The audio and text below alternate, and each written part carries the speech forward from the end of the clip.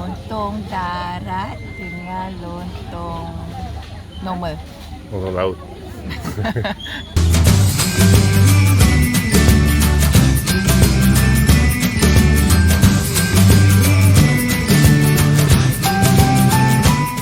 Selamat pagi, Assalamualaikum, and welcome back to our channel.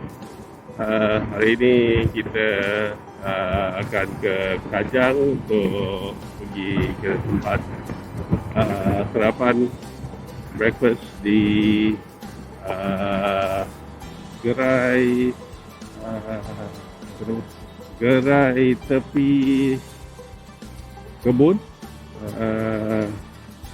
Perjalanannya dekat je, dalam 30 minit rasanya. Kita dah masuk kawasan bandar Kajang. Jadi masuk kawasan perumahan ke Taman Saujana rasanya. Dah dekat dengan gerai tepi kebun. Nampak orang dah beratur. Usually a good sign.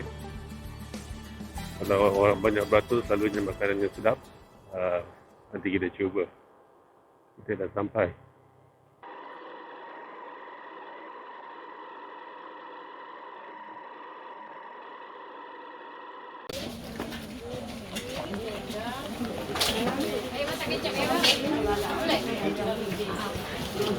Air berapa?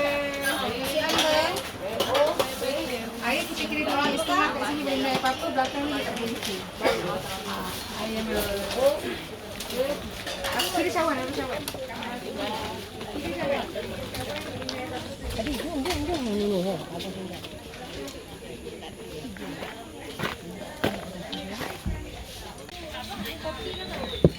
Kopi lah.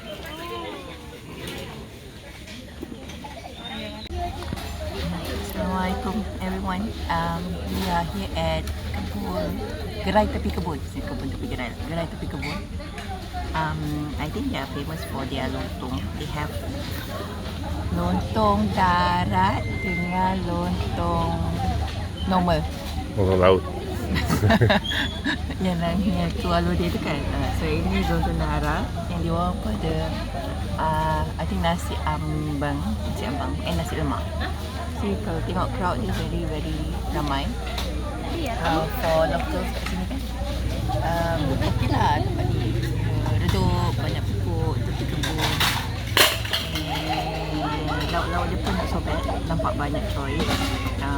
Kita ambil paru sama sotong. And the normal stuff kalau lontong darat, which is ada apa ni yang tak, you know what does it called? Kuah kacang, serunding, bergedil. So and the air is pretty low during setengah satu Syawal, so minum dah sampai puas. I think other than that, okay lah. Dia punya owner, I think across the street ni, rumah kat sebelah ni.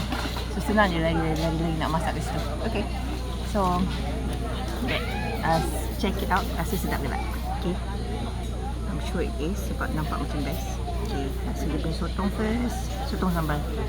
Bismillahirrahmanirrahim.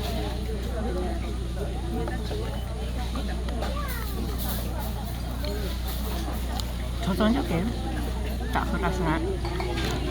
Dia tak latih dia sangat macam some yang the sotong yang lembut kan. Ni sotong kering, I think dia rendam.